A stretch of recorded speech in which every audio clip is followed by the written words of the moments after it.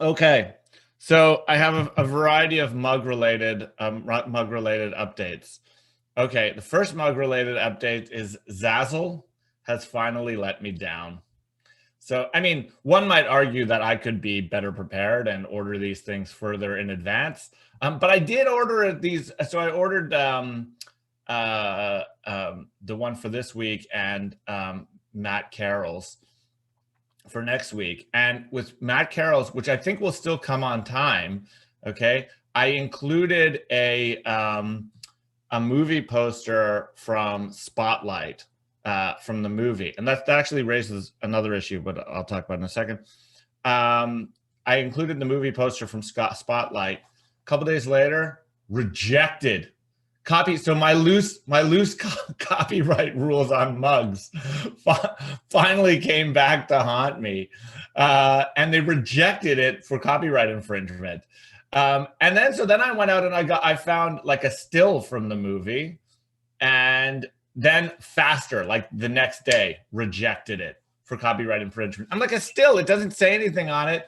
So I thought for sure I'd get away with it. So I ended up using something else, which they allowed. But then I think in punishment, they're slowing down sending me the mug for this week, which I have not received. Okay, sounds good. I don't know what their home address is, Jack. I don't even know where Zazzle is based. But so in punishment, they haven't sent me the you'll mug them. Oh, I like that. That snap. That was good. You get kudos for that pun. Yeah, in punishment, I think that they have slowed down my mug deliveries in general, and so I don't have. I'm drinking out of the Sacko and Vanzetti mug still, but I do have for Professor Delmont's going to join around at 8:30, and don't worry, I'm not just going to kill time until then. I have something to do. So until that time, I have to drink out of the until I receive Professor Temkin's mug. I have to drink out of until I receive Professor Delmont's mug. I have to drink out of Professor Temkin's mug. Okay, but that actually is fitting because I think Professor Temkin actually stumped you. This was a legitimately hard question.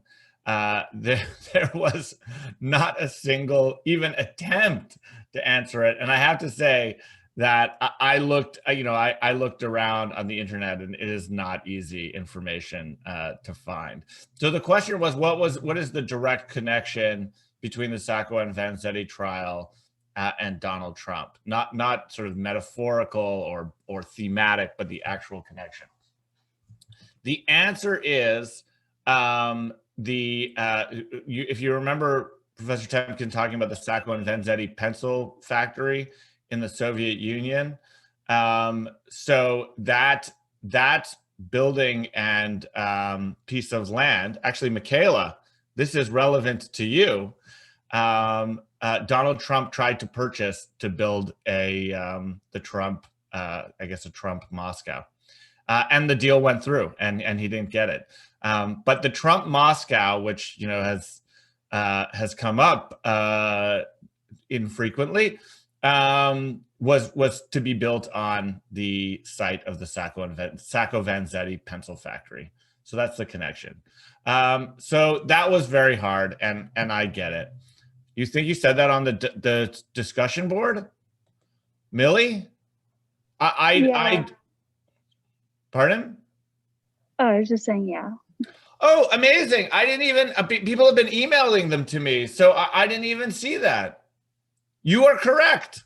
I won't check it now. I'm going to take your word. So I was going to actually do a sudden lightning round trivia, and I had another item of trivia I was going to ask, and then the first person to put the answer in the chat would get it.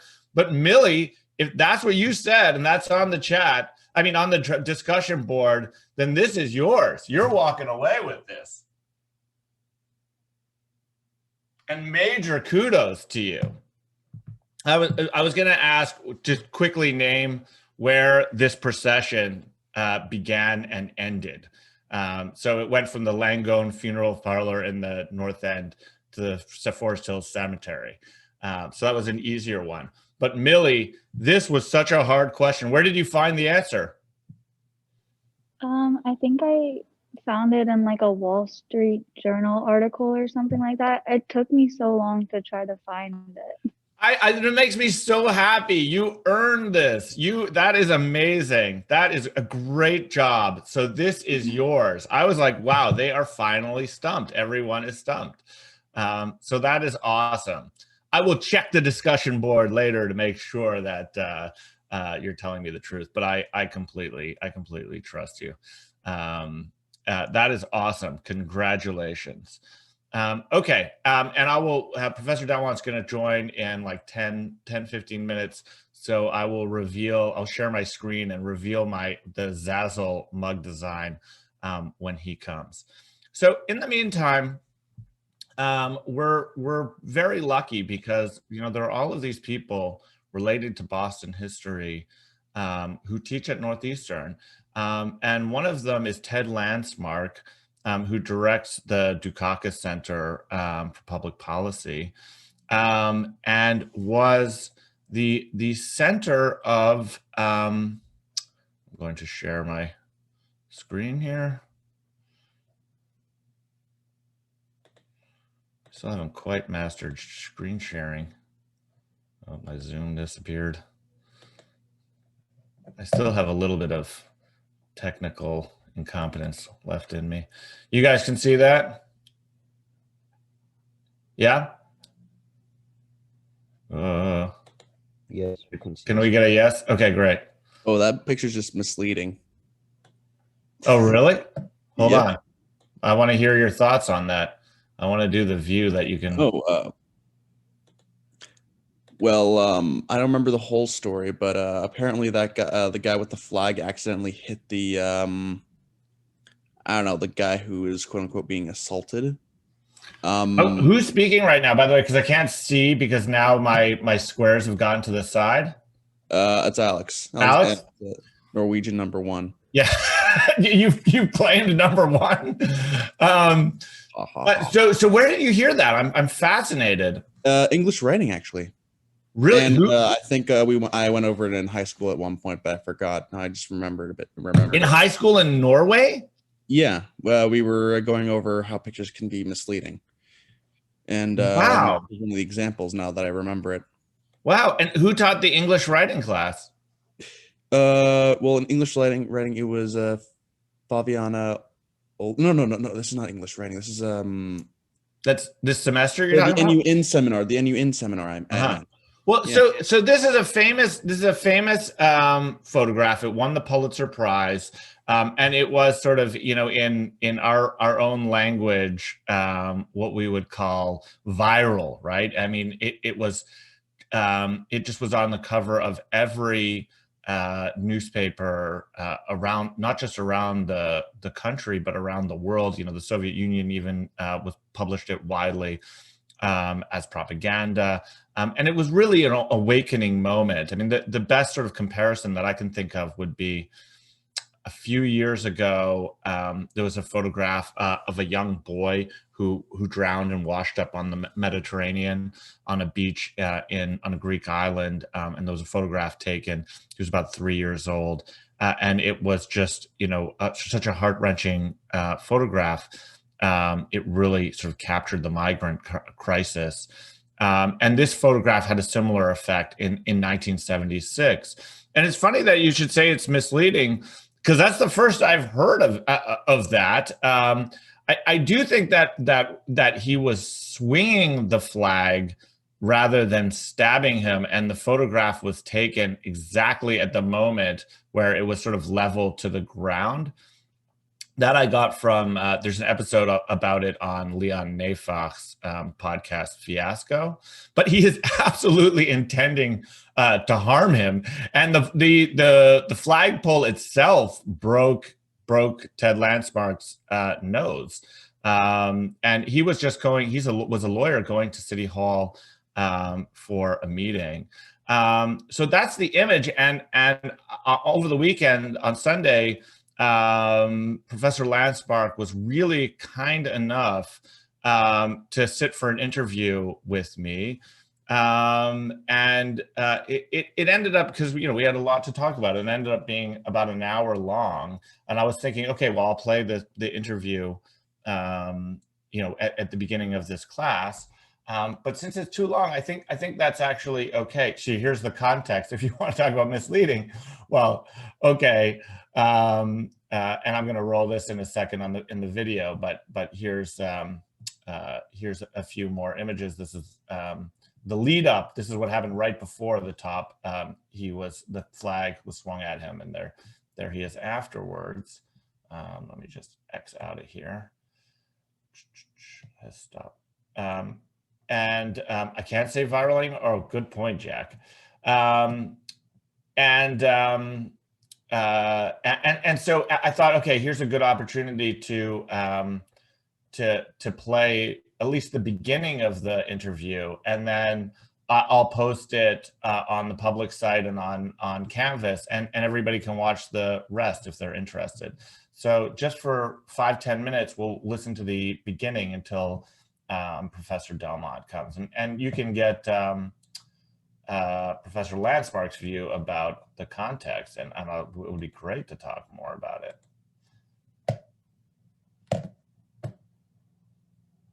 What was a worthwhile use of your time, Jack? Can you guys see this? I find the screen sharing, what happens is that the controls get in the way of the other controls, if you know what I mean. You probably don't. Can drag and move the controls. All right, I am so happy. I just did it, but they're in the way. Anyway, sorry. Join us in person. You can see this, right? Talk a little bit about himself. Yep. And this is working. Although he's had to do this already. So we'll listen to this for a few minutes. He has very generously agreed to talk to us about the photograph that won the Pulitzer Prize, The Soiling of Old Glory, and the day, I guess the events on the day that occurred. So a little bit about Professor Landsmark. Right now, he's Distinguished Professor of Public Policy and Urban Affairs and Director of the Kitty and Michael Dukakis Center for Urban and Regional Policy. But he actually served for 17 years as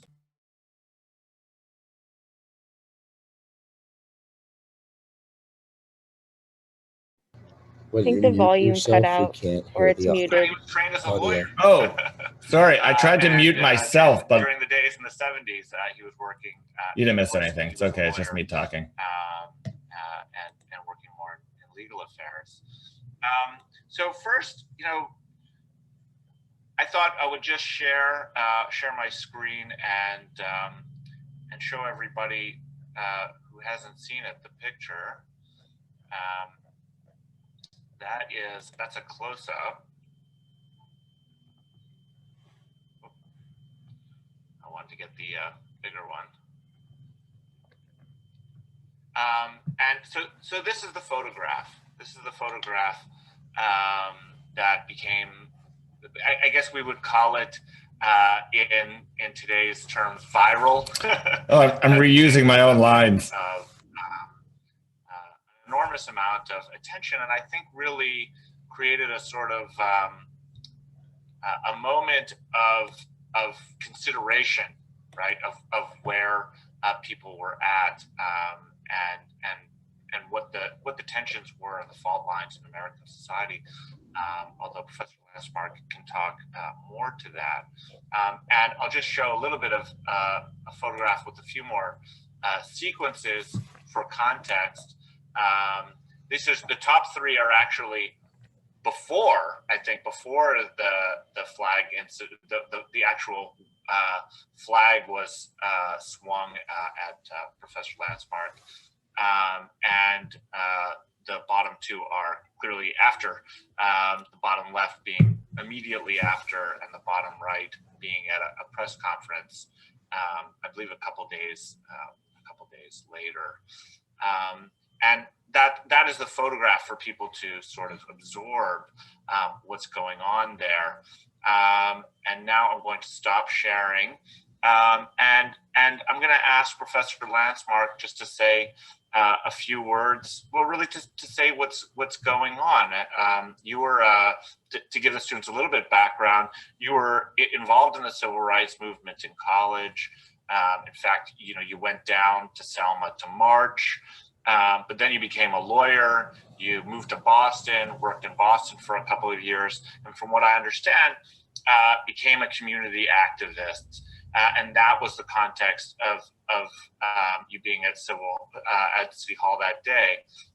So that's just sort of bring the students up to speed. And I was wondering if you could just tell us what happened on that day. What were you doing there, and what happened in that scene that we were looking at? Well, it's great to be talking to the students about this subject, and we've had previous conversations about this, and I've also had some additional time to reflect on the kinds of comments that I make. And it's very interesting that you have found a photograph that I don't think I ever saw. And that was the image of me very shortly after the attack, when I was still wearing the suit I'd been wearing that day. I've often talked about being covered with blood and my nose being broken, but I don't think I'd ever seen that photograph of me standing clearly on the same day. And not that photograph, but one of the one on the lower left there. Shortly after the attack itself, and clearly that shows that I was kind of bruised and damaged on that day. And I think it's also interesting to take a look at the photograph at the upper left there, because what it shows in the sequence is that there was one other African-American man on City Hall Plaza that day. I have never met him, but he had apparently just left a meeting and saw that I was being attacked, obviously, because I was right next to him. And he ducked and ran, and I was already being attacked. But what is most interesting about that first image, I think, is that you can see the flag in the background. So it's clear that the flag bearer decided upon seeing the attack that he would circle around the crowd and come at me with the flag. It was not something that was purely spontaneous. He had to give some thought to running the 50 yards or so that he had to run to bring the flag around to attack me. And that gives me an interesting added perspective on all of this, because a lot of people have been able to get away with saying, oh, he just happened to be there. And in an instant he decided, but it's pretty clear from this sequence of photographs, which did take place before the flag was swung at me, that he gave it some thought. And that he really had an intent to do some harm to me. And as I've noted in the past, in his career, he went on to other kinds of violent activities in his community in South Boston that led him, according to press reports, ultimately to be banished from South Boston by the local culture, and to have to work in Boston, but to have to live outside of town because the culture in South Boston said that it was simply not an appropriate member of the community. And the only reason he had any kind of protection was that his brother was in the Longshoremen's Union, and his brother had a lot of sway with who got hired to work on the docks in South Boston. And so his brother was able to prevail so that he could continue to work, but he could no longer live in South Boston. I was on my way to a meeting in City Hall to talk about affirmative action and efforts to try to increase the number of jobs that were available to people of color in certain neighborhoods. I mean, we weren't even lobbying for. So I think that's actually a perfect place to pause. I want to stop the share here.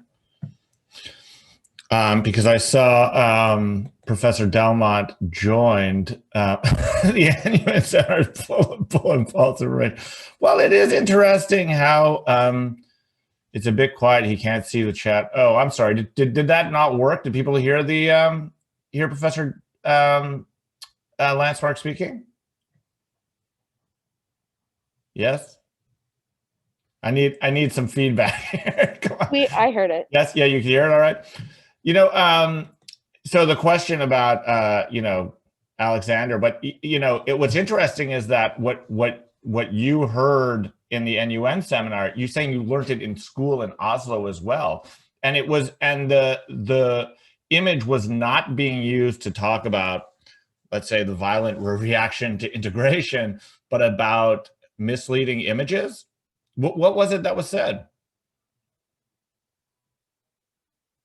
No, it wasn't about misleading images. I think it was just used as like a picture. I just remember the picture was used in the class, not about misleading images. That But was just general use. yeah. Well, so I mean, I had heard, and if you're interested in this, you know, well, do two things. One, watch the rest of the interview. All right, so I will post it on Canvas and put it on our public site. You got a great tease, a great starter, and it's really wonderful, wonderful to hear about it from Ted Blanchmark's own view, and just also his perspective on the period, and perspective on what's changed and what might change in the future. That's why I really liked that Charles Ogletree chapter, because it's, you know, it's firsthand. It's his own experience during the period, and so it's really great to hear from people like that. And of course, if you're interested in public policy, take Professor Landsmark's classes as well. So yes, that's the first thing. You can watch the actual interview.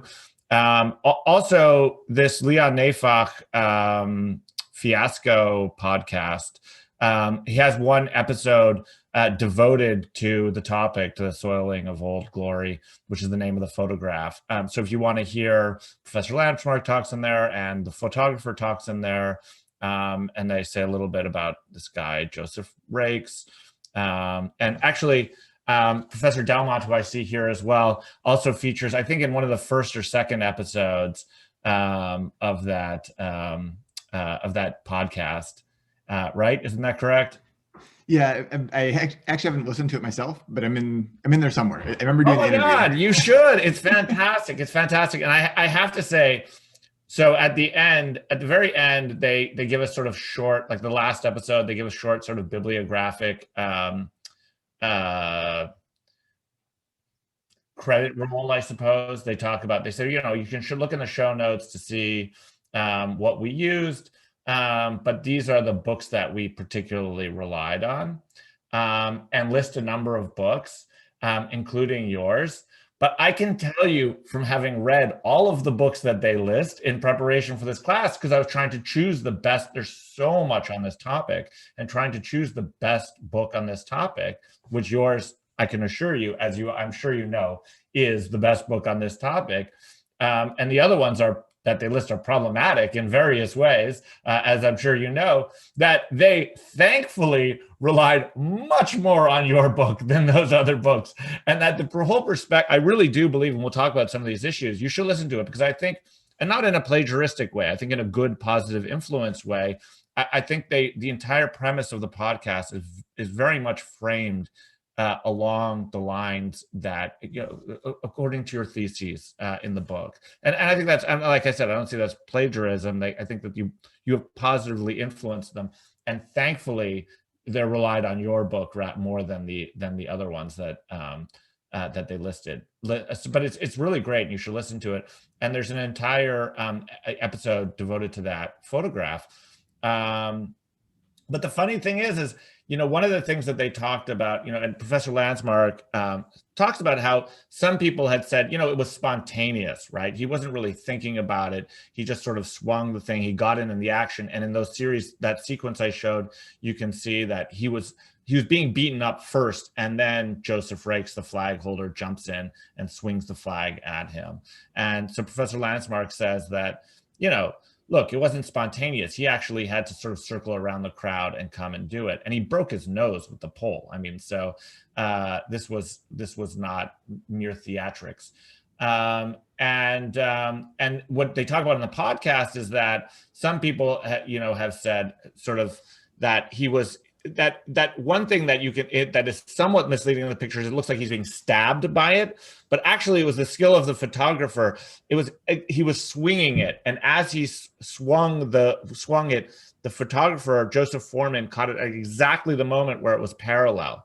But there's no issue. I mean, there's no issue that he was trying to harm him with this flag and this flagpole. One of the students said that he had actually been taught about that this image had been used in terms of about how images could be misleading or used in certain ways. And I didn't know that, but I'm new to all of this, so it's very interesting. Anyway, so listen to that podcast. Listen to you do have to subscribe, which is annoying. But anyway, listen to you do get the first episode free, but by the time you get to that one, you have to subscribe. But for free, you can listen to my interview with Professor Landsmark and take classes with him. So Professor Delmont has kindly joined us. So first I want to talk about the mug, which I have to screen share. I already shared with him yesterday that Zazzle is on my case about my copyright infringement, and as a punishment has slowed down delivery on Professor Delmont's mug, but I'm not great at screen sharing, but as the students know by now. But here we are. Can you see that? Yeah, nice. So that's Professor Delmont's mug. And so I had a debate about this particular mug. I struggled with this mug as well as the one for next week on sexual abuse in the Catholic Church more than any other mugs, because it's commemorative. You're drinking out of this. I don't want it to be. I don't want to sort of commercialize people's misfortune, or I don't want people to drink out of have a commemoration of violence. So I was looking for something positive, right? I didn't feel comfortable, let's say, putting that famous photograph right on the cover, although I did end up including it. And what I found was a nice image in the digital archives, in Northeastern Digital Archives let me try and scroll around it so you can see better. Of Ellen Jackson. Wait, hold on. Now I put out Ellen Jackson. That's the other side. Like I said, not very good at screen sharing. Oh, this is the back. Hold on. Well, we'll do the donut one. That's Ellen Jackson on the right side. That's Mayor White. In 1975, I believe, at Freedom House. Ellen Jackson, of course, as you know from the reading, led Operation Exodus. And was a major figure in efforts to integrate Boston's schools and the whole metropolitan Boston schools. And she's standing with the mayor at Freedom House, which was an institution set up in the 1940s by African-American social workers in Roxbury when the neighborhood was both Jewish and African-American. And it was a place where Jews and African Americans youths hung out, and it was sort of like a youth center and coffee place and everything for activism and integration in Roxbury. And so there's Ellen Jackson standing with Mayor White, and I thought that was a really nice photograph and something that wasn't violent. Although in the back, I did have to include some. So I have, there's the famous photograph on the back, and the top right is Charlestown, actually. And the bottom right is Ellen Jackson, Michael Dukakis, and Paul Parks, who was chair of the NAACP Boston branch. So it's a really nice one, and I have a really good video, I have no idea how this looks to you guys because I've got these bars all over the place. Stop share. It's my least favorite part about Zooming is All right, so we'll have a two-part version this week. You know, we're months into this. I actually consider myself quite a tech-savvy person, as you guys know, with your digital humanities project and my public site and everything. And I still am struggling with this. So I hate to imagine what's going on with some of my. I have to choose my words very carefully here. Some of in the world's, not my colleagues, but the world's more less familiar with tech. In any event, so that's the mug. It's a good one, right? And that's a loaded question. But like I said, I tried to make the focus something positive. And you know what? I tell you something really wonderful. So you heard Professor Landsmark said that he hadn't even seen that picture in the bottom left in the series, the sequence that I showed of himself. Well, I got that from Northeastern's digital repository, from their own archives, and all of the images on this mug this week came from Northeastern's archives, right? Northeastern has, and this is really relevant to your projects, maybe not to everybody. If you're doing something on fishing in the 18th century, maybe not so much, but to some of you who are doing more contemporary stuff, you know, don't forget what Molly Brown talked about, the Freedom House archives, the Metco archives. They have a whole digital project on beyond busing. There's so much of Boston's neighborhoods around Northeastern is sort of the curator of their archives. So don't forget about that. And without further ado, I'm going to introduce Professor Delmont, since he's kindly joined us this morning. He is Sherman Fairchild Distinguished Professor of History. He has achieved a level of prolificness that I think many of us as scholars could only hope to emulate, with 4 excellent books. The most recent is Black Quotidian. That's the most recent one, right? Black Quotidian, Everyday History in African American Newspapers. About everyday life for African Americans as presented in Black newspapers. Making Roots, A Nation Captivates, on well, I say these things thinking that, oh, obviously, forgetting how old I am, but on the famous television series Roots, about slavery, which really was a sort of awakening for many people in this country.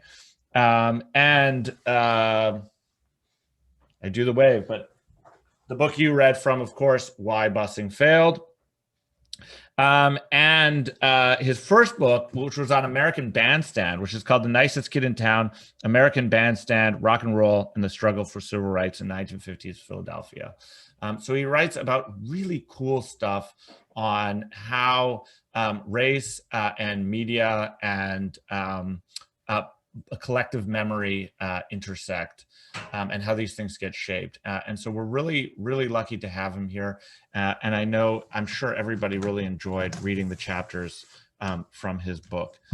So to start off, and if people have questions, as always, you can ask them in the chat, and I will either interrupt Professor Delmont or we'll save them to the end. But to start off, I thought you might tell us a little bit about this, one of the central theses in your book, which is about the importance of understanding the civil rights struggle in the North, right? Not focusing only on the South, but understanding that the civil rights struggle was here as well. Yeah, thank you for the question. Before I get started, let me just say good morning to everybody. Thanks to Professor Rabinovich for inviting me. Just so that I hope everyone is healthy and safe wherever you are. I think everyone's in Boston right now. I'm up the road a little bit in New Hampshire. I know this has been quite the term. Oh, right. I don't think I actually mentioned that Professor Delmont is, I have it written down here, but I think it's Sherman Fairchild, right? Yep. Did I get the name right? Sherman Fairchild, Distinguished Professor of History at Dartmouth. So he's up in New Hampshire, and we actually do have some who are in remotely. Michaela is in Moscow right now. Okay, wonderful. Yeah, I mean, this is in both Professor Rabinovich and I have taught for a number of years. This is an entirely unprecedented semester, and so hope you all are doing okay. And it's a real pleasure to have a chance to join you via Zoom. So to the question about civil rights in the North, and I would love for folks in the chat if you have thoughts or questions about where and how you learn civil rights. I'm always kind of fascinated by how it's taught in different high schools. My general sense is that in most American high schools, the way in which history of civil rights is taught is that it focuses primarily on the South. So usually it will start with either the Brown versus Board decision in 1954 or with the Montgomery bus boycott in 1955, both of which are really pivotal moments. But one of the things that scholars have really been working on for the last 2 decades is trying to understand civil rights as a national story. I think that's important for a few reasons. One, it's important to recognize that racism has always been a national problem, that it's never been located strictly below the Mason-Dixon line. That it takes different forms, I would say, in different parts of the country. It looks different in Los Angeles than it might in Chicago, than it might in Montgomery, Alabama. But racism has always been sort of a national story. That also means that folks in the African-American community, African-Americans have always organized across the country to fight back against racism and to push for civil rights. So sometimes the way it's taught is that it appears as though there was no civil rights movement in Boston or was no civil rights movement in Chicago until Martin Luther King came to the North, right? Somehow it moved from the South to the North. That couldn't be more untrue.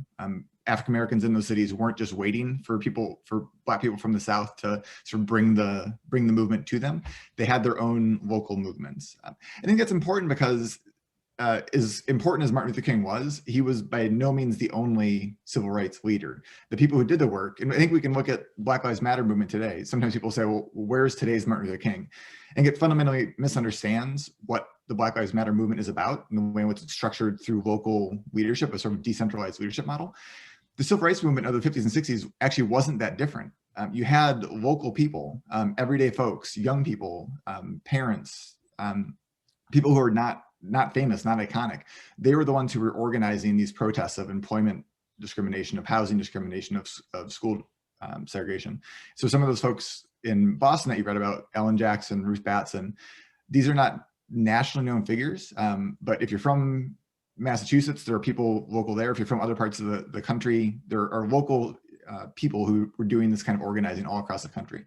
So I think the two most important reasons why it's important to understand civil rights in the North is that racism is a national story and it was fought back nationally.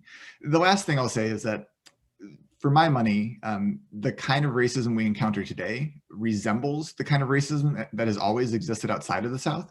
What I mean by that is the most iconic images of racism from the South are the kind of Jim Crow South, right? Where you have very clearly demarcated white drinking fountains and black drinking fountains, or white sections of a bus, black sections of a bus. That was an apartheid-like system, right? It was a clear thing that civil rights activists were pushing against, and thankfully, civil rights legislation of the 60s overturned that era of Jim Crow. The way racism happened in the North was much more underhanded. It was through a lot of policy decisions where they would create zoning lines in the case of schools that would replicate the kind of housing discrimination that was already there, that was produced through mortgage redlining. They would have underhanded policies where they would keep African Americans or Latinos out of public spaces. So American Bandstand was a TV show. They kept Black kids out of the studio for that. But you could think about public pools or roller skating rinks. There were some cases where you had very clearly demarcated signs in the North where it'd say no Blacks or no Latinos allowed. But it was much more common to have these kind of underhanded techniques where they would say, in public, people would say, we're colorblind, we don't take race into account, but it just so happens that our neighborhoods are segregated, our recreation facilities are segregated, our schools are segregated. That resembles a lot of how racism functions today. I think we see more public demonstrations of racism now in the last few years than we might have 10 years ago, but it's still the case that most Americans don't want to go out publicly and say that they are in favor of segregation or that they're in favor of a kind of white supremacist structuring of resources. But the kind of structural racism we see continues without sort of clearly claiming the kind of Jim Crow era motto of segregation. So I think if we look back at the history of how civil rights and segregation played out in the North, we get a better model of how we can understand things functioning today. That's really great. And to build off of that, I thought you might say, a little bit about the importance not only of understanding the civil rights movement in the North, not only in the South, but also the longer history of the civil rights movement in the North and in Boston in particular. I mean, there's so much attention focused on Garrity's, court order to desegregate the schools in 1974. That, as you point out, much of the prehistory gets lost. And I was even thinking about how, I took a bunch of students to the AME Zion Church on Columbus, which is really, like a block down from my office and from Northeastern, and talked about, since the early 1900s, that's been a center of the struggle for Black equality in the city, and many of the key figures in the Guardian newspaper, the Boston Guardian newspaper was a radical Black newspaper, went to that church, and that prehistory. And I was thinking of asking you about 15 years before, but actually the AME Zion Church is a good example about how this goes back to the 1900s in Boston. Exactly. And I think that's one of the things that's great about classes like this, where you're structured on a particular city, right? I think one of the challenges any of us face when we're trying to teach national history, even just the 20th century, is that you end up focusing on the sort of, you could only have 15 weeks, right? Or 10, we're in a quarter system up here at Dartmouth, so we have 10 weeks. You end up focusing on just like these highlight iconic moments, which are true, right? But they can lose so much of the depth. And so I think looking at a city like Boston, there's generations of Black activism, both sort of coming immediately, I mean, even before the end of slavery, but you have people who are freedmen who are in Boston, who are part of the abolitionist movement. You have in the late 19th century or 20th century, immigrants from the Caribbean who have sort of radical politics that they're bringing to bear on the kind of native Black community in Boston. And then moving into the 20th century, you have Southern migrants who are sort of bringing in a sort of new wave of culture and activism into Boston. So just generations of organized and creative activism in the city. Focusing on the school issue, I think why it's important is that, again, thinking about Brown versus Board in 1954, that was the Supreme Court case that overruled Plessy versus Ferguson and the kind of Jim Crow segregation, and started the very slow process of integrating schools in the South. For activists in the North, they saw the Brown versus Board decision and said, we have segregated schools here. What's it going to take to get this to actually apply to our school districts as well? So Boston, New York, Chicago, activists are working immediately after Brown versus Board to try to get it implemented. That activism is really pushing on the Boston School Committee throughout the 1960s. This is, I think you read chapter 3, if you read it in my book, you saw it. Yep. Throughout the 1960s, there's these really intense protests, the school boycotts, the freedom schools, trying to get the school committee to really do anything to address the school issue. I think one of the reasons that's important for the kind of prehistory of the Boston busing crisis is the way the Boston busing crisis is often taught is it kind of comes out of nowhere in 1974 with Judge Garrity's decision, right? Yeah. And I think it really shapes how you understand the tenor of that moment, right? If it indeed had come out of nowhere, it seems like this is an activist judge who's overstepping his bounds and putting a really unfair policy in place that is obviously very frustrating to a lot of people in Boston. If you take it back 15 years, you see, why on earth did it take so long for this case to ever get to the court, right? If you take it from the perspective of Black Bostonians, these parents have been fighting for 15 years. The kids who would have been in kindergarten in the early 1960s are already out of high school, right? This has been going on for quite a while on this discrete issue of school segregation. If you take that longer perspective, you see that part of the reason it emerges as a crisis in 1974 is that the school committee just dragged their feet and waited so long to force it into this really confrontational kind of public explosion that, I mean, it's hard to do historical hypotheticals, but had they done anything during the 1960s, it might have not been such a explosive moment in 74. Yeah, and one of your really well argued points is that that, you know, for African Americans in the city, this was about constitutional rights, right? It wasn't about busing. It was about what their constitutional rights were to equality and to integrated education and equal resources. And yet, because of this narrative of it being sudden and being imposed by this liberal judge who lives in Wellesley, that this was about busing, right, and forced busing, this obscured the issue, right? So I thought maybe you could say a few words about, you know, why even the term busing is problematic and why this narrative persists, right? You know, even in the electoral, the recent election, right, where we continue to use this term busing and focus on busing. I thought you'd give us a little bit of background there. Yeah, I think this is a good example of projects take all sorts of different shapes, right? So if you're working on projects for this, you might be working on a longer research paper at some point, a senior thesis. You'll start one place and you'll end up in a very different place. And so I can say that when I started this book, what became the book Why Busing Failed, I really intended to focus just on the 1970s because I thought, you know, the story about busing was really a 1970s story. I planned to just look at the media coverage of busing. I found some examples from Pontiac. I found some examples from Boston. I thought, okay, I'm going to focus on the 1970s. But as I actually dug into it, I learned that these protests around the idea of busing started 2 decades earlier in New York City. And then as I dug into it a bit further, I realized in reading other people's work that it was never really about buses at all, that school buses had been used throughout American history. It's what made it possible to have modern school buildings, that you bus students, whether it's in cities or smaller towns, to larger schools. And that's what allows you to have larger schools that have teachers of different grades, people teaching different grades, to move away from the kind of one-room schoolhouse that had been the norm in the early part of the 20th century. In Boston, the majority of students are riding school buses before the Boston busing crisis. So the use of school buses is never an issue at all until it gets linked to desegregation. I didn't know that at the start of the project, right? So it's just something you learn in process. The other thing I didn't know is that the actual term busing first gets used in 1957 by protesters in New York City. It's these white mothers who are carrying around signs that say, it's kind of quaint and cute, but it says, busing creates fussing. The signs might be quaint and cute, but what they're protesting against wasn't quaint at all. They were mad because New York schools had overcrowding in some schools, in Black and Latino schools, and they planned to send 400 Black and Latino students from schools in the Bronx to these white schools in Queens that had open seats. So the white kids weren't going to get bused anywhere, but these white mothers were furious that Black and Puerto Rican students were going to get bused into white schools in Queens.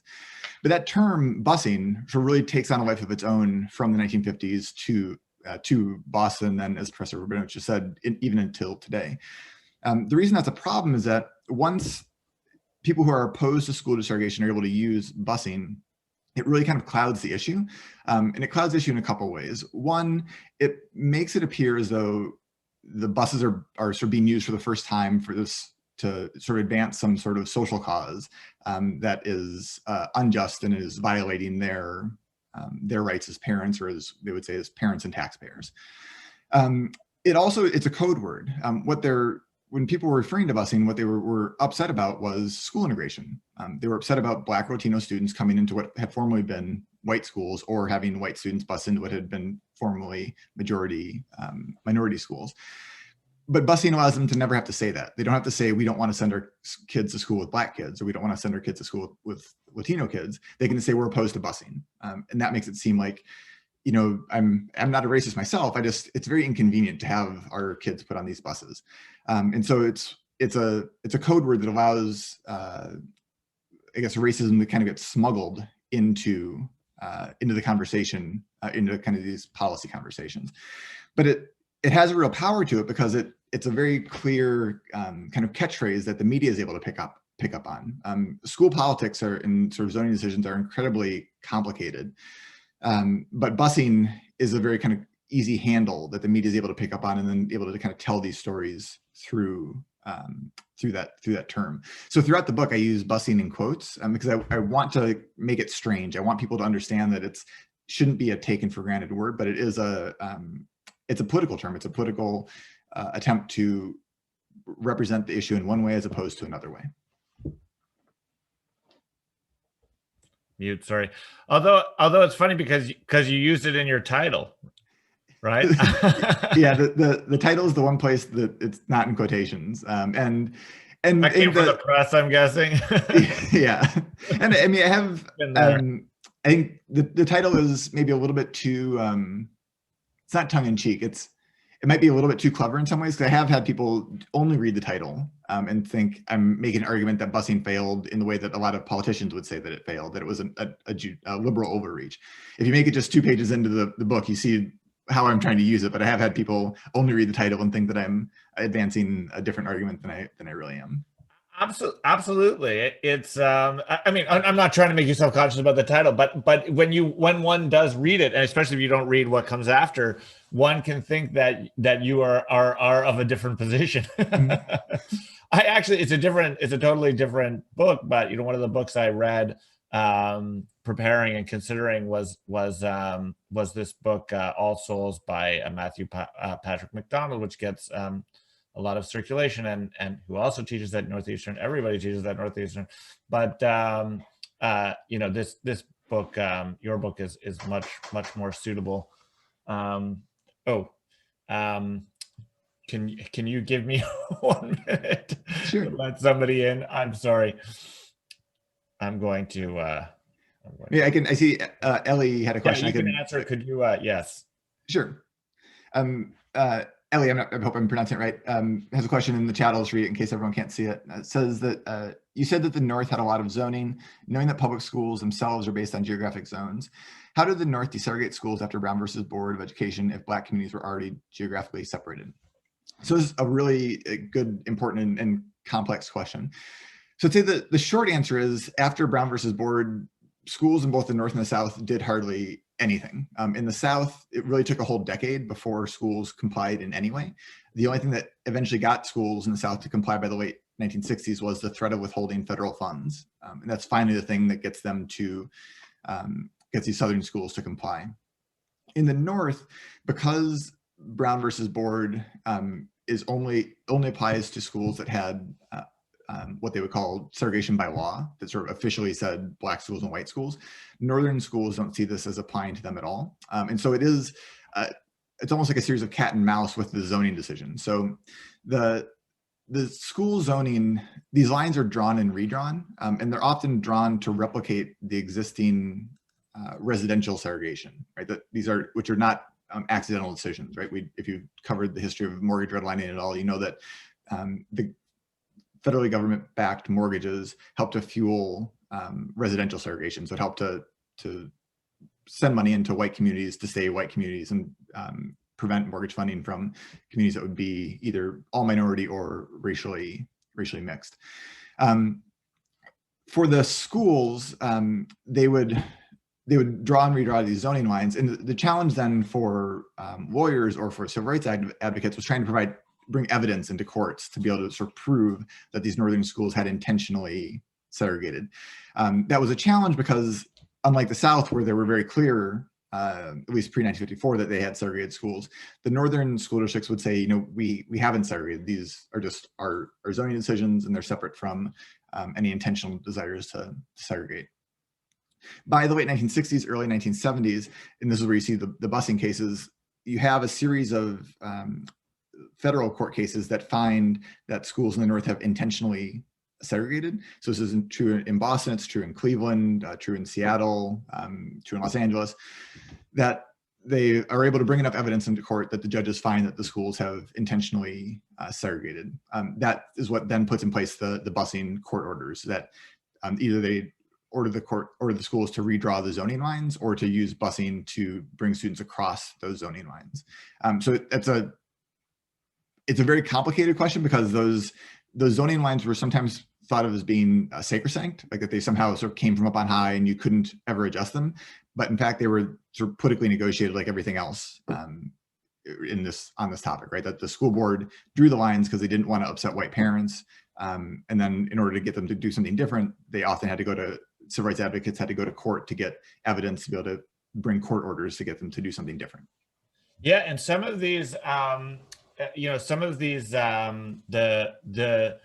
what become these sacrosanct district lines, based on earlier lending patterns, like Professor Delmont talked about, came from fire insurance maps, right? Like that's a lot of the origins of these the redlining was through these maps made about who insurance companies would insure essentially in their homes. And just another pitch for digital resources.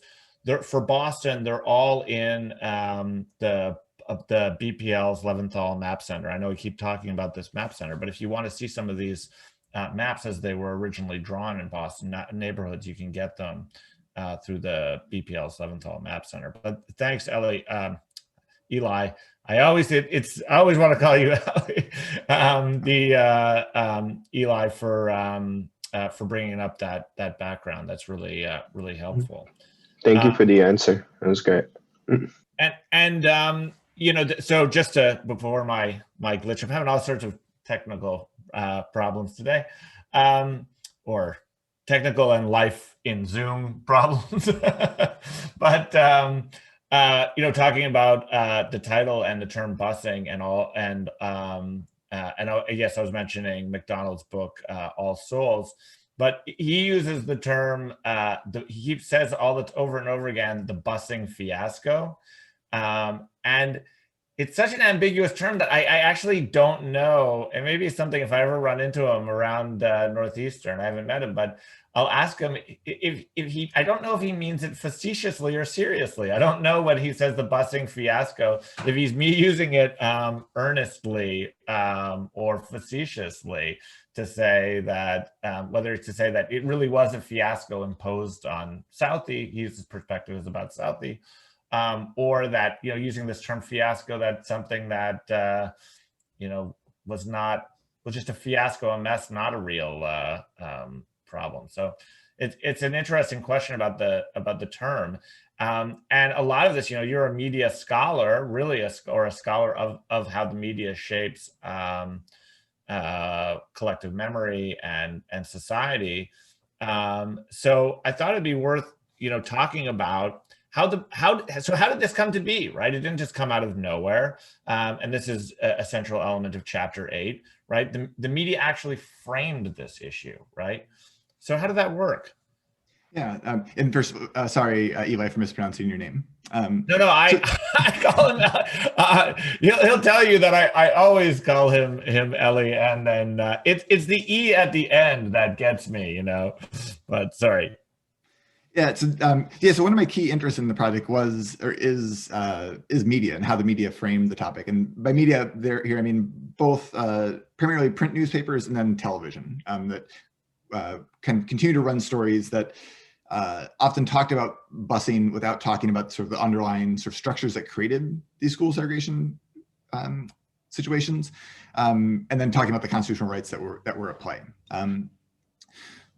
I think some of the ways that the media was important, I think focusing on the Boston story, and here let me focus on the television piece, was that busing made a really compelling story for television because it was very visual. The busing protests were very visually oriented. One of the things that, sort of as someone who's interested in the history of civil rights in television, the story of how people usually talk about it is that television played a really positive role in the civil rights movement, that it revealed to the nation how horrible some of the racism was in the South.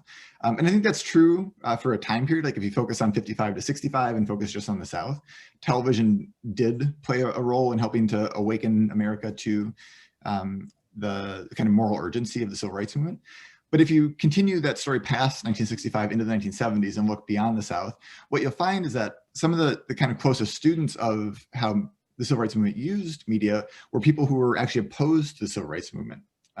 So these are people who were opposed to school desegregation. In my case, what I was looking at were anti-busing activists. So in New York City in the early 1960s, there was something called the 10,000 White Mothers March, where white mothers took to the streets, marched over the Brooklyn Bridge from the school building in Brooklyn to City Hall in Manhattan to protest, again, this at the time was a voluntary busing plan that the New York schools had put in place. But it was very compelling television because it had it looked very much like a civil rights march, except it was white mothers carrying signs saying that they're in favor of neighborhood schools and that they were opposed to busing. I'll put in the chat the link to my book website that has some of these sources if you haven't seen it yet, because I think part of this sort of history of media is trying to sort of get these sources back in front of people. And I did put that. It's great to put it in the chat, but I also it's on the Canvas module for all of you to explore further. Awesome. So one of the powerful things about sort of media and framing this was that it presented these protesters who were opposed to civil rights and opposed to school desegregation as being equivalents of something like Martin Luther King in the South, or equivalents of the Black parents and students who were protesting in New York City. It also presented opportunity for people to put sound bites over. So things like, we're in favor of neighborhood schools, or we're opposed to busing.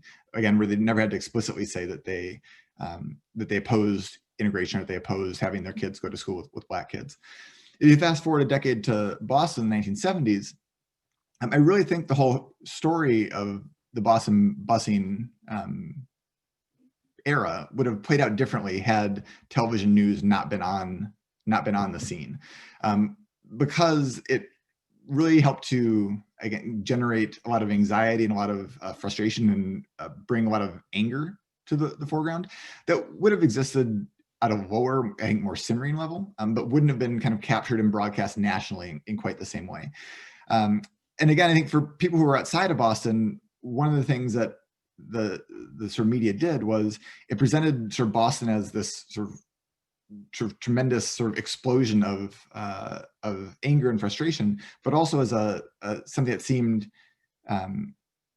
ironic's not the right word, something that seemed surprising, because for a lot of people outside of Boston, they think of Boston as being the creator of liberty, or this kind of very liberal, progressive place. The juxtaposition in the 70s was often to the Kennedys and to Senator Ted Kennedy. So you think of the Kennedys as being the kind of stalwarts of the Democratic Party and the kind of liberal, progressive wing of it. It seemed surprising to a lot of people that Boston would be going through these such pitched protests against integration in such a liberal place. That was largely a product of how the media chose to frame the issue, because they put a lot of emphasis on the anger of the white parents without sort of taking the next step to sort of dig in and understand the history of the civil rights movement in the city, or the history of even Judge Garrity's decision, that these were intentional segregation choices that were made by the school board. So I think one of the limitations of the media is that they are good at capturing anger and frustration and sort of things that are happening in real time. They're much less good at digging more deeply to understand the structures of how these things come into play. The last thing I'll say about this is that I'm by no means the only historian that looks at these kind of materials, but historians by disciplinary training are conservative, small c conservative. I don't mean like aligning with the Republican Party, but they are small c conservative in terms of the kind of things they count as evidence. And most historians don't think of TV or other forms of popular media as being real evidence. And so I think if you're going to try to tell the story of Boston busing, you have to understand how it played out in television media, because that's, for most people, that's how they learned about it. And so I think, again, as you're sort of in the early part of your academic careers and thinking about how you use different types of evidence, different types of methods, I think we're in a media saturated environment right now. That has been true at other periods in the 20th century. And I think if you want to understand different types of history, sometimes media sources are your best sources. Yeah, and I would add, I mean, it is amazing how a narrative in a snapshot gets replicated over and over again, right? So this line that you talk about, that Boston, a liberal city, the cradle of liberty, right? It becomes this line that starts every program on the story, on that issue, every newspaper article, and so on. And it just sort of replicates itself. Of course, within the city of Boston, which is almost a reflection of how segregated the city was, but still is, by both race and ethnicity and socioeconomically, that of course in some parts of the city, there's a presumption that the city is liberal and that the city is progressive. And in other parts of the city, there's no presumption that the city is liberal and progressive, right? None whatsoever. My own neighborhood is fortunately becoming more, I think, more liberal and progressive, but there's certainly not a presumption here that is the that is the prevailing viewpoint, let alone in neighborhoods like Charlestown or Southie, where George Wallace's segregationist campaign for president had a lot of resonance, and actually people organized for there. This was a segregationist presidential campaign. So it's interesting that this anomaly, this sort of idea of Boston being anomalous, that the media seized upon, would be something that would resonate well in parts of the city, but not in others, right? Not in the ones that were actually the focus, that didn't view themselves that way at all. And in fact, the liberals were the boogeymen, right? The liberals were the ones that were imposing everything upon them and using them as a social experiment, they say, over and over again. But similarly with the neighborhoods themselves, right? You hear these terms, and I talked about this when I took students to Charlestown, and talked about resistance to integration in Charlestown, and took them down to the Bunker Hill housing projects, or the Bunker Hill houses, which were only integrated by the city in 1984. Right, and talked about the extent of resistance to integration in Charlestown. When I looked up articles about it to fill in my own knowledge, it's the same terms that come up over and over again, which is, Charlestown is an Irish Catholic, is a traditional Irish Catholic working class neighborhood, right? Which reinforces this sort of sense of ownership over the neighborhood by a particular group, right? It belongs to this group in some way, which then casts people coming in a sort of invasive, light. So you can really see how these things can get taken up and replicated. And maybe it's a good transition to a different part of your thesis, which is that the media focus on these particular neighborhoods, the Charlestown and Southie in particular, to cast them as to a certain extent anomalous within the city itself, right? As uniquely racist or uniquely violent places, let a lot of other places off the hook, where I happen to live, right? Yeah, I mean, I think it is one of the things about what's legible to the media and what's not, right? I think in part of the kind of very vocal public anger, in many cases violence, that we saw in the Boston busing crisis period, it made for good TV, and it was easy to kind of pin it on those communities. I had a colleague once said, when things go wrong with white people in the United States, it's always blame it on the Irish, right? And so there was sort of a legible story they could weave. That's certainly how the Irish feel. It was a story that the media was easier for them to weave. I think part of what I mean by let other communities off the hook is that are other ways of perpetuating structural racism that are much more difficult to bring to the media, right? So zoning decisions are not sexy, they're not very visual, right? White flight as a sort of decades-long process, not very exciting. The communities surrounding, so I forget if I actually talked much about METCO in either of those two chapters, but the METCO program. Yeah, you do. The METCO program is actually, it's a great program. It's been going on now for over 4 decades.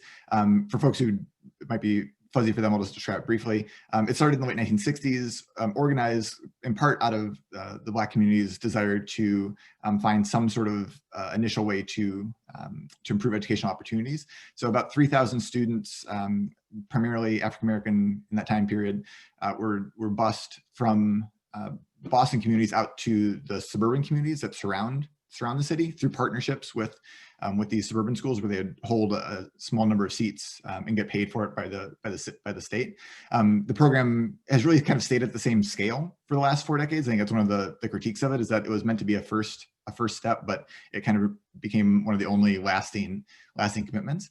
But there's a historian named Lily Geismer, who has a book called Don't Blame Us that's about suburban liberals in Massachusetts.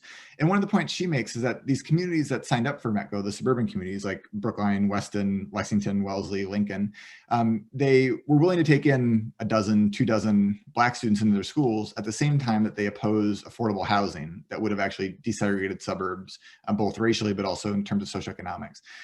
That also is very hard to frame for the media, right? And so there are so many different ways that people with resources, either racial groups or socioeconomic groups, were able to kind of protect those resources that weren't legible to the media. And so I think it is very easy to blame Southie or Charleston, and I wouldn't want to excuse the kind of violence we saw in those communities, but that was only kind of one fraction of the larger picture of how, you know, a lot of people in the greater Boston metropolitan area didn't really want to support educational quality for Black and Latino students, and that they took different avenues of doing it that didn't involve throwing rocks and bricks at buses.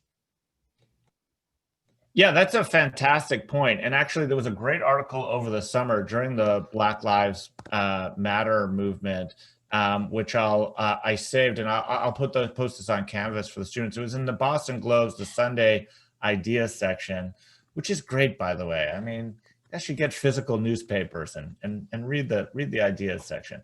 But what it was about was exactly this issue, the that saying like, okay, suburban liberals, you say you're in favor of Black Lives Matter, you know, now put your money where your mouth is, and support affordable housing in your neighborhoods, because, you know, more than a sign Black Lives Matters on your lawn, what's really needed is people not showing up to protest at city council meetings every time somebody proposes an affordable housing complex in one of these neighborhoods. And again, I mean, I've seen this in my own neighborhood. So there's a school that is a property at an old car dealership or car repair place that was zoned for a school forever, that a charter school called Roxbury Prep has been purchased and has been trying to create to build. They're currently in Hyde Park, I believe, and they want a better facility, and they're trying to build a school. And there's been unbelievable resistance in the neighborhood, which of course people suggest is, I'm going to get a lot of trouble with my neighbors. Fortunately, hopefully people aren't going to watch this on my site. My neighbors, I'll get in a lot of trouble. I'm going to get egged or something. But there was, unbelievable resistance, which is framed, of course, as being about traffic considerations and commuting issues, and it's near the Holy Name Rotary, et cetera. But let's be honest, this is a primarily Black and Latino population that go to this school that's going to move, and that's the place of resistance. And there's this whole community organization with these signs that say stop Roxbury Prep or whatever. I think it actually said stop. They don't even want to say the name school. They just say the name of the property, like stop 361 Belgrade Avenue, et cetera. So these were around the neighborhood. And I noticed that some of the same houses that had these signs have put up Black Lives Matter signs, or the various signage that one signals that one supports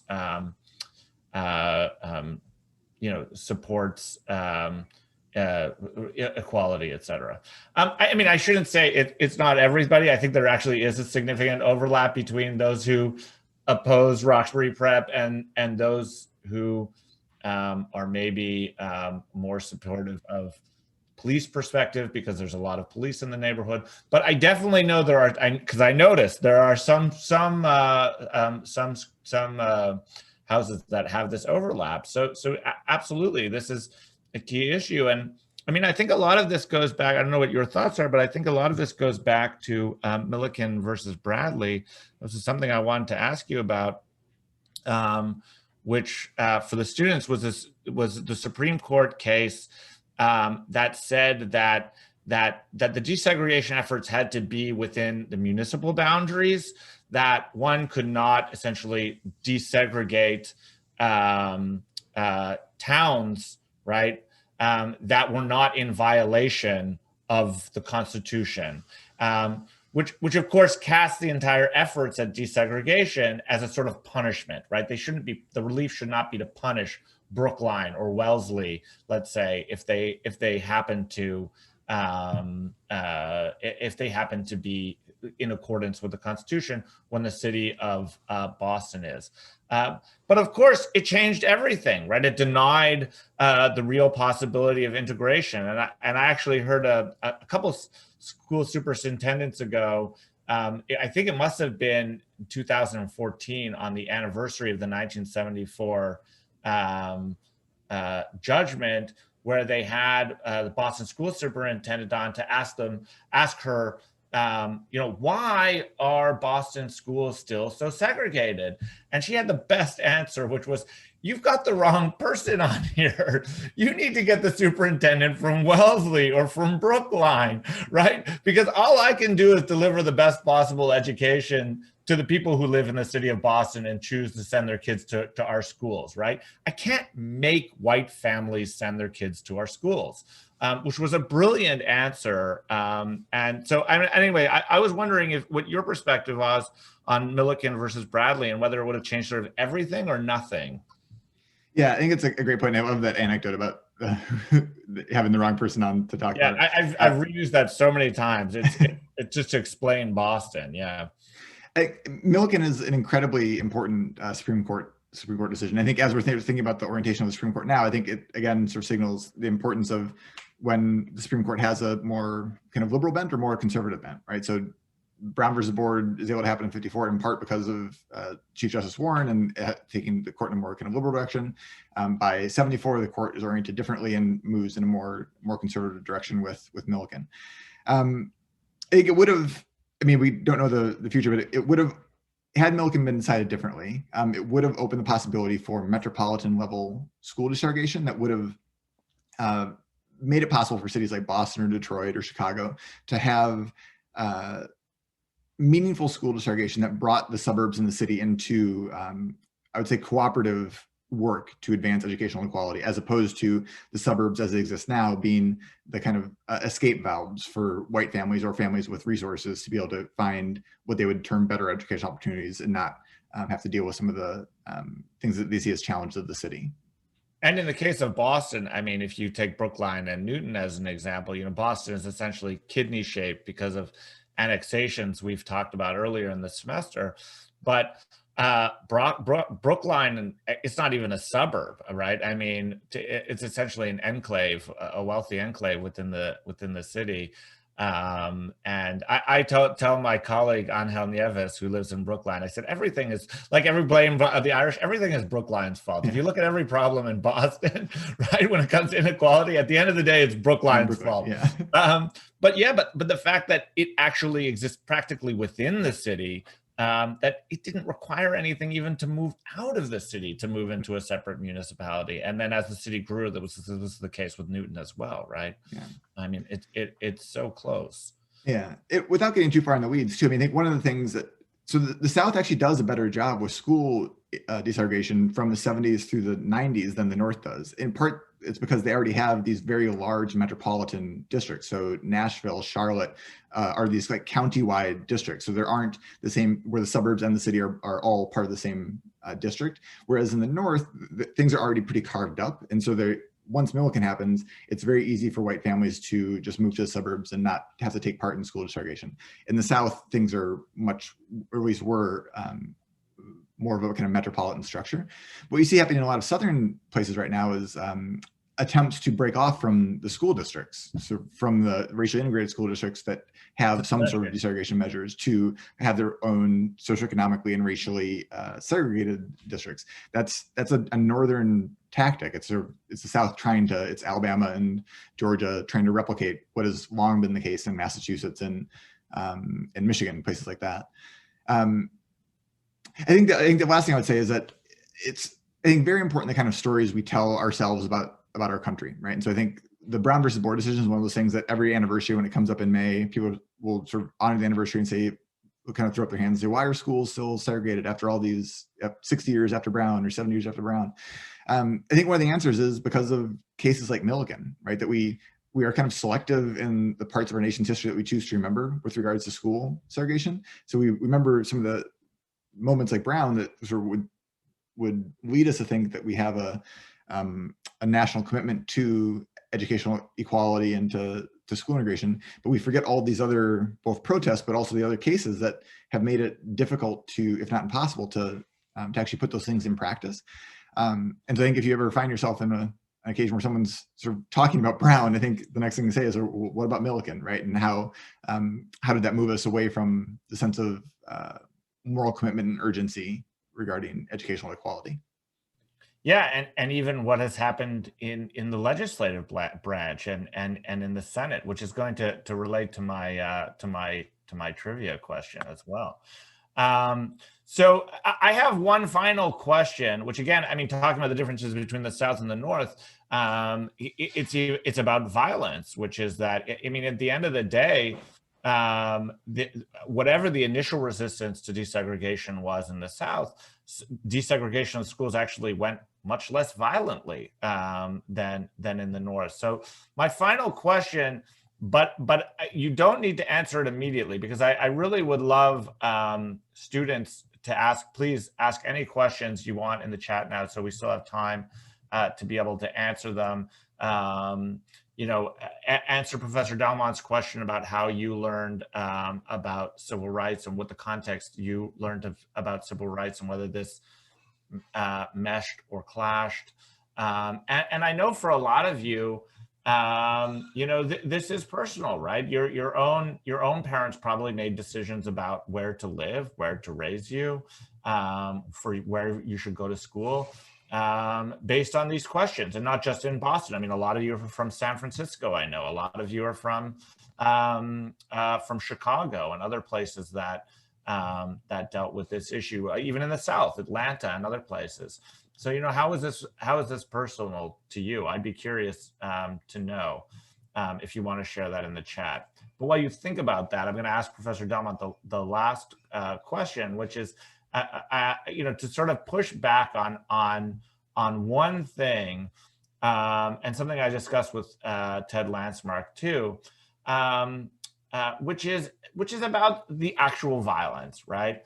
So on the one hand, yes, there's racism in West Roxbury, there's racism in Newton, there's racism in Brookline, and yes, this is perpetuated through decisions about resisting zoning changes, about resisting schools, and so on. Yes, people protested. One of the key ways was simply to send their kids to Catholic schools, right? Or Jewish schools or private schools or whatever. And that there were these other forms that perpetuated systemic racism. And I completely agree. But on the other hand, I also wonder if it's not maybe right to focus on the violence, right? I mean, just the level of violence in terms of the resistance to integration. I would also be concerned not to let those people off the hook, not to let Charlestown and Southie off the hook, right? Because a lot of the narrative that has come down to people in Charlestown and Southie, and who now many of the kids live in West Roxbury, in Walpole, in Medfield. Oh, I'm making so many enemies right now, especially among hockey friends. Has been, that this is, the government, created this, fiasco, or liberals in the suburbs, and really sort of takes away the agency of how the community responded, right? Look, communities with racism in the South responded by, creating integrated football teams and integrated cultural activities that allowed a certain level of coexistence, right? These neighborhoods did not respond that way. I mean, the dropout rates went through the roof, and many people in the community feel that the government sort of made people drop out. But the government didn't make people drop out. So anyway, that's my sort of last pushback, depending on what people put in the chat. And I really encourage you guys to do something. But I was wondering what your thoughts were. Is there a danger maybe of letting really violent racism off the hook by looking at that in too systemic a term? I think, yeah, I think that's fair. I think there should be space for to be critical of both. I think to kind of trace what I would see as the trajectory, I think part of the reason to not put as much emphasis on the kind of interpersonal violence is the kind of same move to try to move away from interpersonal racism to structural racism, right? That you don't pay as much attention to the racial epithets that people might use, or to even instances of sort of brawls after school or rock throwing, that those are bad, but those are relatively small in the grand scheme of things compared to the kind of massive structural decisions and policy decisions that were put in place. But I think maybe as that work has been going on for the last 2 decades, the pendulum might have swung so far in that direction that you lose sight of, like, people have choices to make, and your choice should not be to go out in the street and throw rocks at a crowd of teenagers or elementary school children. So I think ideally we can maintain space for to be critical of both. I do think there's, I think it's hard. I think there's a lot of the scholarship about the North is focused on the idea of polite racism, that a lot of the sort of people who maintained the systems of white supremacy in the North never picked up a rock, right? That what they did was they sort of said in very kind of polite terms, we don't want to participate in this integration, right? It's fine if civil rights happens in Montgomery, it's fine if it happens in Little Rock, it's not going to happen in our own backyards. But I think being attentive to the different, maybe the different harms that are caused by those different ways of reacting to integration is probably the best approach. Yeah, that is actually really a great way to put it, a nuanced way to put it. So I'm going to just, Jacob makes a great point in the chat, and Jake, about the fact that segregation really dates back to the 1920s and 1930s. And yes, redlining in the Roosevelt administration, right, when all this money was made available to construction of housing, it was intentionally done in a segregated way, which is a great point. But I want to get, before we're out of time, to Toby's question, because it's such a good and important question, where he asks if integration of schools and busing have benefited poor whites, and if so, was this another case of kind of putting poor whites against minority? Because it's such an important question. Mm-hmm. So I thought you could say a word there. Yeah, I think to really dig down into it, I think it depends on the communities, depends on the schools, and depends on the city. So I think there's kind of no one size fits all answer to this. Ideally, the idea of school integration was meant to spread educational resources more equitably across school districts. So in theory, white families from lower socioeconomic backgrounds, if they were experiencing educational inequality in their schools, they should have had opportunity to attend schools in other parts of the city, or have teachers sent to their schools who had more training to kind of level the playing field across the city. But again, very few of these things, like, that's how you create it in a lab, as opposed to how it actually plays out in practice. So I wouldn't necessarily say that how it played out in practice would have benefited poor white students, because once the sausage was made on how these integration decisions were made, it was very hard to kind of spread things equitably. And the other thing I would say is, and it matters a great deal who you place at the center of the story.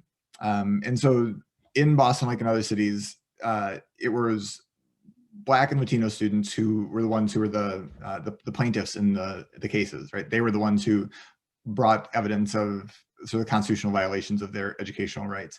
I think it would be if we were to think about how this might play out today, I think it would be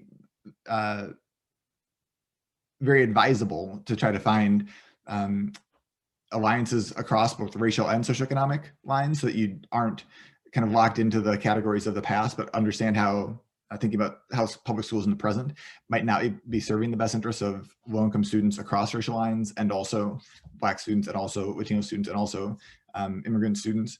I think that would be one place to ground maybe more productive organizing today.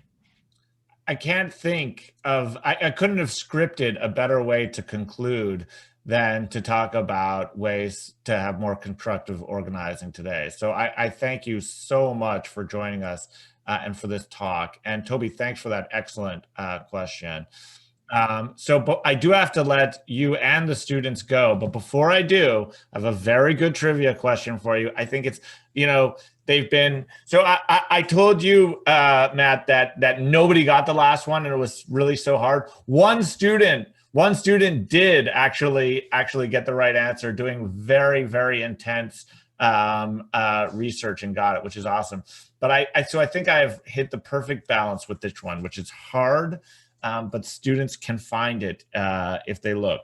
The question is, which senator wrote the 1975 anti-busing amendment to the 1975 education bill, which passed, the amendment passed, that said that no federal funds could be used by school systems, quote, to assign teachers or students to schools for reasons of race. Okay, so that's 1975. It was the 1975 education bill that would, give all the billions of dollars for federal funds for education in the following year. There was an anti-busing amendment that was attached to it that passed. There were a few attempts at it, but who wrote the one that finally passed? That's the question. All right. You know the answer to that, Professor Delmont. All right. Thank you guys so much. I have to let you go. Absolutely wonderful. And it was great. This is Professor Delmont. This is my my favorite part, where all the thank yous roll in the chat. Awesome. Thanks, everybody. It was good to have a chance to spend the morning with you. Yeah, it was great. Thanks a lot. Take care. Bye. Bye.